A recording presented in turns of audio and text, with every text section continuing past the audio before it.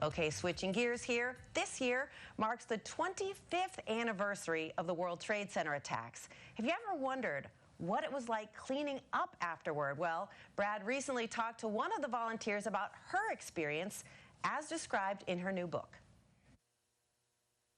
Good morning, Solange. How are you? I'm very good. Thank you so much for having me. Well, I'll tell you, this is such an incredible book, an incredible story about you. So let's talk about your profession before 9/11, and then we're going to get into the book. I'm a motion picture sound editor in feature films. I do everything you hear. When you're watching a movie, all of it's replaced. None of it is original except the dialogue. And I'm in post-production, and I'm the one who adds all the sounds afterwards. Oh my goodness, that is so cool, because everyone thinks that all those sounds are actually going on during the movie until they get on the set. It's like quiet on the set, and they mean quiet on the set. So, that's right. All right, what took you to New York, especially during, the 2001? I've been going to New York City since 1980 at Christmas time. I do the Rock the Tree, Macy's, Santaland, and we always did the World Trade Center. We'd always go to the top of the World Trade Center, and that was part of the routine every year. So the year that the towers were hit, I was working at Disney on a movie called Snow Dogs with Cuba Gooding Jr., and it was so devastating. They closed the studios, they closed all the parks, they closed everything. And I was so devastated that after the movie afterwards was Black Hawk Down, and I did not want to go to New York City that Christmas. I did not want to see the skyline changed. I did not want to witness what had happened. But I was talked into it, and I said, okay, I'll go, but I wasn't going to go. Yeah. I did not want to go. So, well, you get there, and then you are kind of like seeing what's going on. So what drew you to volunteer at Ground Zero? This is such a ridiculous story. Okay, so I'm at the site. This is after Christmas. I'm at the site, and everybody, there were thousands of people there, just circling, trying to figure out what happened and why. And I'm taking photos with my camera of nothing. I'm taking photos of the top of the cranes with the flags. I'm taking photos of what used to be there. And I'm thinking, this is insane. What am I doing? So I said to my friends, I need to volunteer. I need to find out if they're using volunteers at the site. So we went to the Red Cross. They weren't volunteering, but they sent me to the Salvation Army.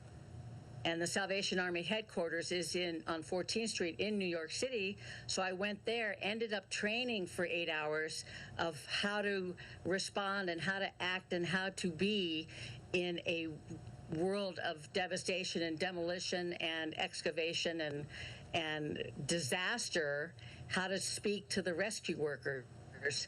And then I ended up for 2 weeks volunteering. Okay, so you're volunteering here, you got this training.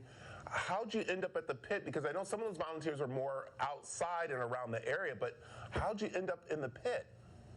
Well, that's even a more ridiculous story.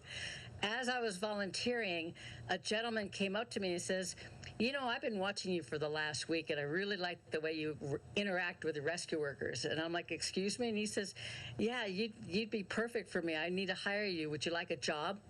And I'm like, no, I'm a sound editor in feature films. I don't belong here. He goes, no, I can train you. HAZWOPER, OSHA, confined space. It's that mouth of yours. What? And he said, yeah, you can talk to anybody. I need that on my crew.